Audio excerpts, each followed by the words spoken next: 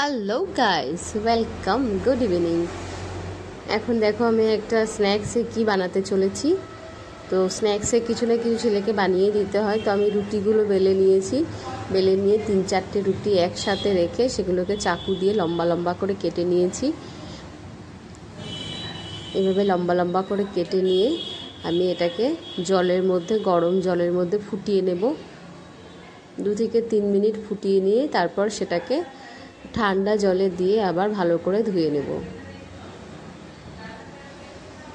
এভাবে বাড়িতে বানিয়ে দেখবে, সত্যি দারুণ হয়। তো এদিকে জল ফুটছে আমার, এখানে আমি জলে সব দিয়ে দিচ্ছি।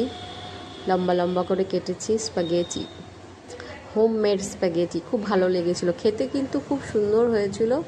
আর আমি সবজি কেটে রেখেছি, গাজর, বিনস, ক্যাপসিকাম, বাঁধাকপি, পেঁয়াজ আর রসুন কুচি করা আছে আমার। এদিকে ঠান্ডা জল আমি দিয়ে রেখেছি, ঠান্ডা জলের মধ্যে ধুয়ে ছেঁকেও নিয়েছি, ওটা একদম ফ্রেশ ঝরঝরে হয়ে গেছে।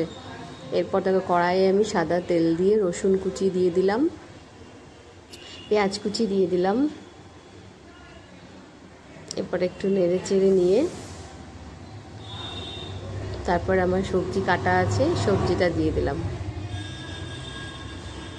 একটু ভেজে নিয়ে স্বাদ মতো লবণ, 1 চামচ আদা রসুন বাটা আমি অ্যাড করব এর মধ্যে। এইভাবে একবার বাড়িতে বানিয়ে দেখবেন, খুব সুন্দর হয়।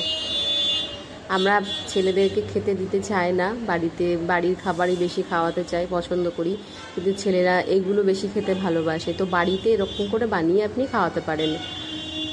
আমি তো এরকম করে বাড়িতে প্রায় বানিয়ে খাওয়াই। তো এটা কিন্তু সত্যি খুব হেলদি আর খেতেও কিন্তু অসাধারণ হয়েছিল। তো হয়ে গেছে আমার রেডি, ছেলে ওয়েট করছে খাওয়ার জন্য। দেখতেও কিন্তু একদম ডেলিশিয়াস, খুব সুন্দর লাগছে। এভাবে বাড়িতে বানিয়ে দেখবে। আর ভিডিওটা কেমন লাগলো কমেন্ট